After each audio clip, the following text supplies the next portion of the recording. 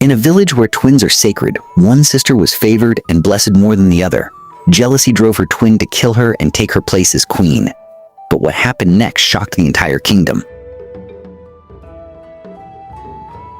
Once upon a time, in a village where twins are sacred, one night, Dara and Kemi were born. Then Moon stopped moving. It hung in the sky above Lu Ope like an unblinking eye, pale and heavy, as though the heavens themselves had paused to witness something dangerous. The air grew unnaturally still. Dogs refused to bark. Crickets fell silent. Even the tall palm trees stood stiff, their leaves frozen mid-sway. When the first cry of a newborn finally broke the silence, an old woman sitting at the edge of the village pulled her wrapper tighter around her shoulders and whispered, "This night will not pass like others." The twins arrived minutes apart, yet the difference between them was immediate. The first child lay quietly in the midwife's hands, breathing softly, eyes open and calm like early dawn. She did not struggle. She did not cry loudly.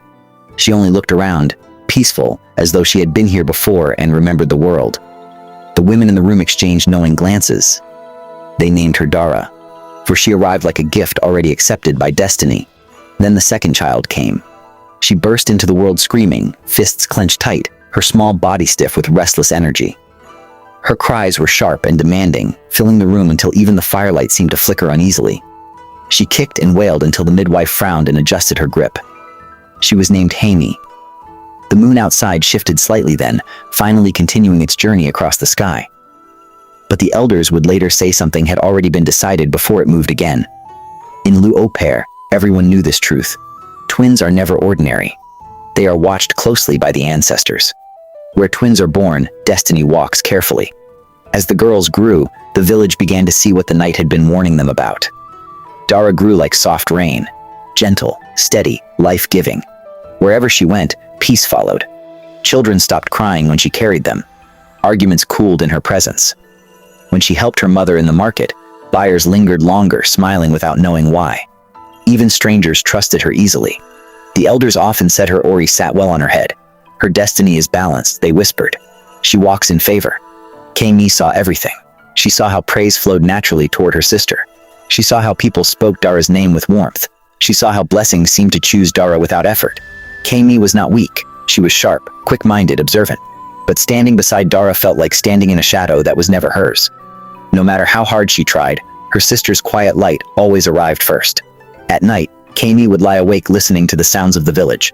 Laughter, distant drums, whispered prayers, and feel something tighten inside her chest. A question began to grow there, dark and persistent. Why her and not me? Their mother loved them both, but even love could not hide the truth the village already knew. When guests visited, it was Dara they asked about. When elders needed help, it was Dara they called.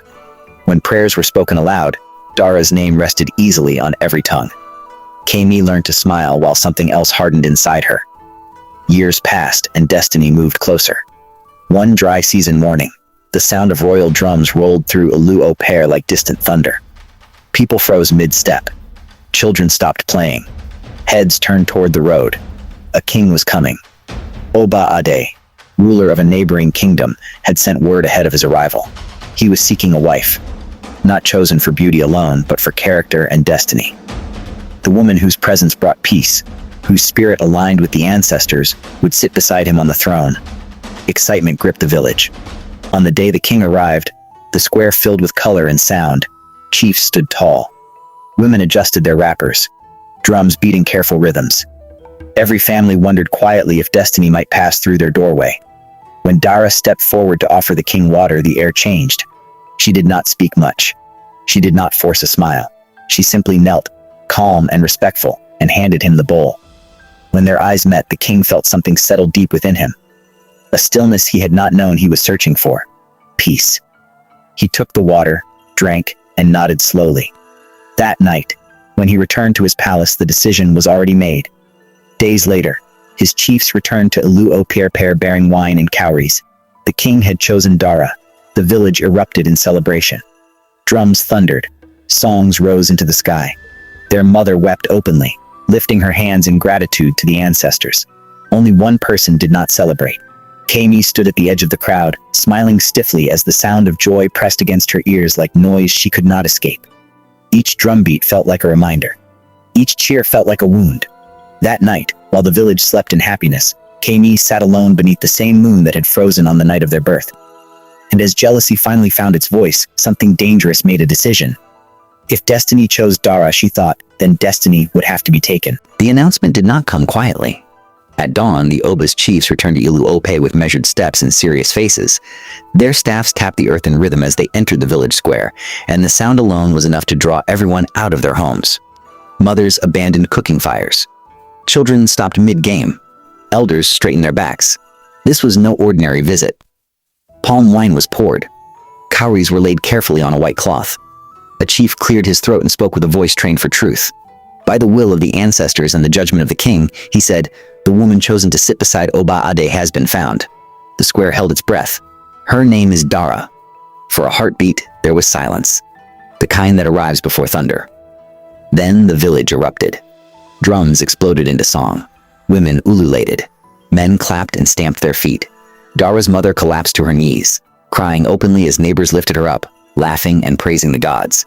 Children ran in circles shouting Dara's name as if it were a blessing that could be shared. Dara herself stood frozen, eyes wide, hands trembling. When the meaning finally reached her chest, she bowed her head and whispered a prayer of gratitude. She did not dance wildly. She did not boast. She only smiled, soft, humble. The same smile that had first caught the king's spirit. At the edge of the crowd stood Kami. She clapped when others clapped. She smiled when others smiled. She congratulated when others congratulated. But inside her chest, something cracked. Each cheer sounded like mockery.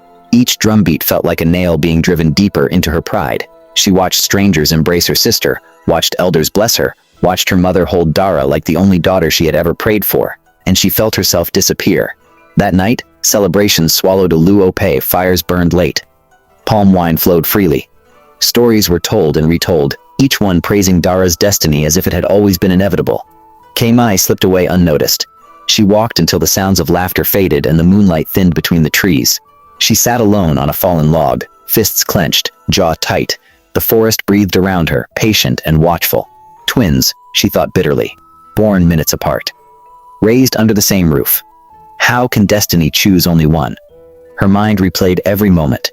Every smile Dara received, every blessing spoken over her sister's head. Jealousy, once a quiet ache, rose now like a fire given air.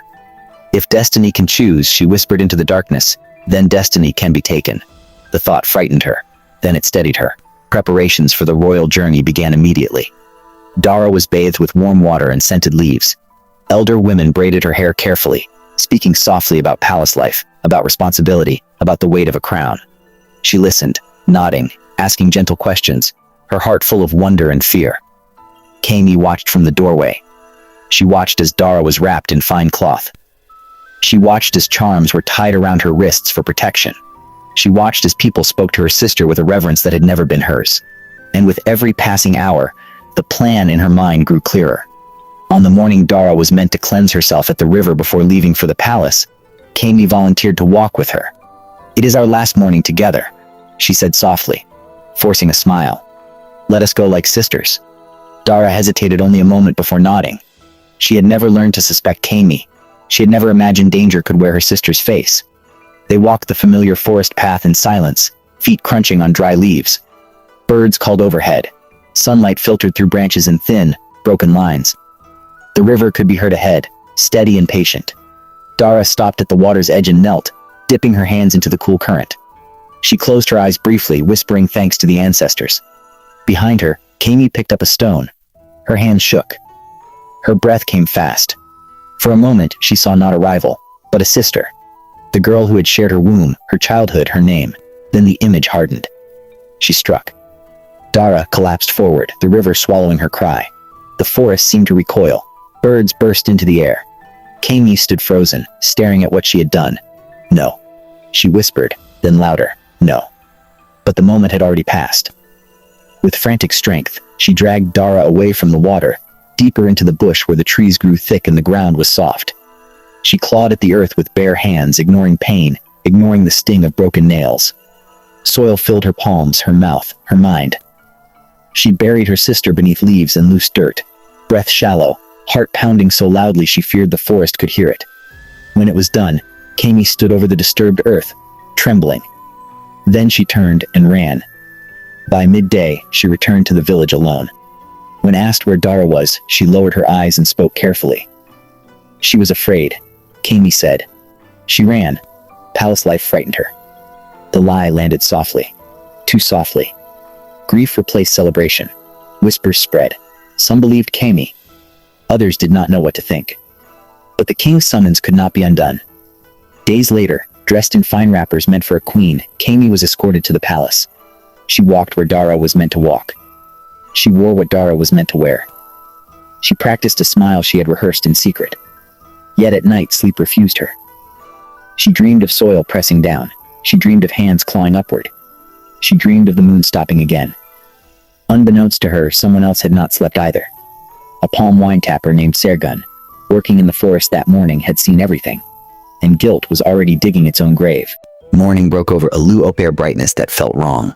The palace drums had not yet sounded, but preparations were already underway. Women swept courtyards. Elders spoke in low voices. Somewhere beyond the hills, Kami was being dressed in royal wrappers, learning how to walk, how to bow, how to smile like a queen. And deep in the forest, beneath loose soil and broken leaves, Dara was still breathing. Darkness pressed against her eyelids. Her chest burned. When she tried to move, the earth answered first. Heavy, unforgiving. Panic surged through her veins like fire. She clawed upward, fingers scraping against dirt, roots, and stone. Her breath came in shallow bursts, each one stealing more strength than the last. This is not where I should be, her mind screamed. Her hands struck something solid. The weight above her shifted slightly, but not enough. Soil fell into her mouth. She coughed, choking, and the darkness thickened. Memories rushed her all at once.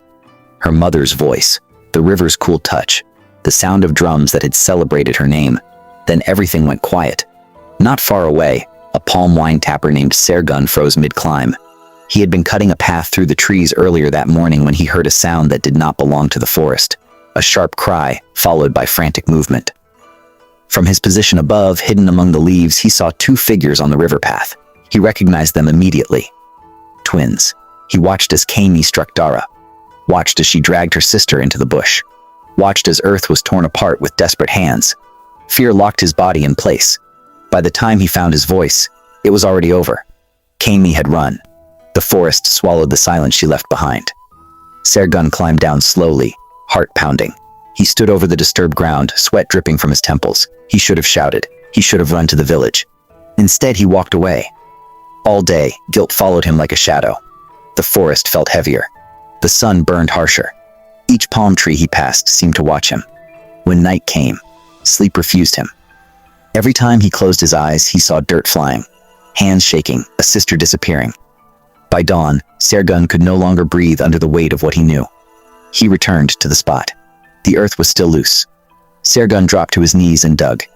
He tore at the soil with bare hands, ignoring the pain, the bleeding, the fear of what he might find. Please, he whispered, unsure who he was begging. Please. His fingers brushed cloth, then skin. He dug faster, pulling until Dara's face broke through the dirt, pale and still. For a terrible moment, Sergun thought he was too late. Then she coughed. Air rushed into her lungs in a violent gasp. Her eyes fluttered open, unfocused, terrified. Sergun wrapped her in his cloth and lifted her carefully, as though she might break. "You are safe," he said, though he was not sure it was true. "You are alive." Dara could not speak. Her lips trembled. Tears carved paths through the dust on her cheeks. Sergun did not take her back to the village. He knew better. Instead, he carried her through hidden paths to the hut of Ayaifa, the healer whose knowledge ran deeper than roots and whose loyalty was to truth alone. Ayaifa listened without interrupting. She cleaned Dara's wounds, fed her bitter herbs, and pressed her palm to the girl's chest, chanting softly. Smoke curled around them. The night grew thick with ancient words. She was not meant to die, the old woman finally said. The earth rejected the lie. Dara slept for 2 days.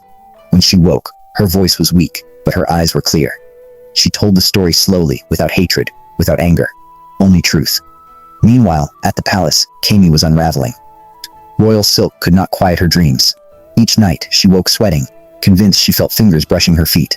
Each mirror reflected a face she barely recognized. Hollow, sharp, afraid, the wedding day approached. Drums were tested. Guests were summoned. The kingdom prepared to celebrate a queen. But destiny does not sleep. On the morning of the wedding, Ayaifa stood before Dara and tied a simple charm around her wrist. iron and white chalk. "This is not for revenge," she said. "It is for truth." They walked toward the palace as the sun climbed higher, blending into the crowd gathering at the gates. Inside, Kami sat dressed in gold, breathing shallow, heart racing. Something in the air felt wrong. The drums sounded distant. The smiles around her felt thin. Then a murmur spread through the crowd. A hush followed. At the palace gate, a woman stood. Dust still clung faintly to her skin. Her posture was steady. Her eyes were calm. Dara had arrived. Gasps rippled through the courtyard. The drums faltered. Oba Ade rose slowly from his seat, confusion darkening his face. Kami turned and screamed. For a moment, no one breathed. The palace courtyard of Oba Ade stood frozen, caught between celebration and fear. Drums that had been beating joyfully fell into confused silence. Guests leaned forward in their seats. Chiefs tightened their grips on their staffs. At the gate stood Dara, alive. Dust clung faintly to her skin, but her posture was steady. Her eyes held no madness, no rage, only calm certainty, the kind that makes lies tremble. A ripple of whispers swept through the crowd like wind through dry grass. That is her. But she disappeared. How can this be? On the raised platform, Kami staggered back, her fingers clutching the edge of her royal wrapper. Her mouth opened, but no sound came out. The world she had carefully built began to crack, one breath at a time. Oba Ade rose slowly from his seat. He had chosen Dara because peace followed her. Now that same peace walked into his courtyard, unannounced, undeniable. "Who are you?" a chief demanded, though his voice trembled. Dara took a step forward. "My name is Dara," she said clearly. "I am the woman you chose." The crowd gasped. Before confusion could turn to anger, a man pushed forward from the shadows. It was Sergun, the palm wine tapper. His voice shook as he spoke, but he did not stop. He told them everything. The forest path, the stone, the digging hands, the grave made in jealousy. As his words fell into the courtyard, each one landed heavier than the last. The elders murmured. The chiefs exchanged dark looks. Kemi shook her head violently. "She lies," she cried. "They both lie. But lies do not survive daylight." The priest stepped forward and cast Ifa. Cowries scattered across the mat, forming patterns too clear to ignore. The oldest priest lifted his face to the sky. "The ancestors have spoken," he said. "The earth rejected the lie. The true path stands before us." At that moment, a low rumble rolled beneath their feet. The ground trembled. Not enough to break stone. Just enough to remind everyone listening that the land itself was awake. Kami collapsed. Her scream tore through the courtyard as guards stripped the royal cloth from her shoulders. Beads scattered across the floor like broken promises. She reached out, clawing at the air, eyes wild. "I am her twin," she cried. "I deserve what she has." The priest's voice was calm, heavy with finality. "Twins share blood, not destiny." Kami was banished before the sun could set, sent into the forest with nothing but shame and a name the ancestors would remember. Silence followed her departure. Then Oba Ade turned to Dara. "You were buried," he said quietly. "Yet you stand." Dara bowed her head. Because truth breathes, even underground. The king stepped down from his throne and took her hand. Not as a conqueror, not as a savior, but as a man acknowledging what destiny had refused to let die. That day, Dara was crowned queen, not because she fought, not because she demanded, but because destiny cannot be stolen. As the drums rose again, slower, deeper, more reverent. The elders of the land spoke words that would be passed down for generations. What you bury in jealousy will rise in truth. The earth never keeps lies. And so the story of Lu Ope ended, not with blood, but with a warning. Because long after crowns fade and drums fall silent, the earth still remembers everything. The end. What did you get to learn from this story? Kindly drop your thoughts and questions below. Do well to hit the subscribe button to see more emotional and exciting stories like this on Afro Tales by Siri.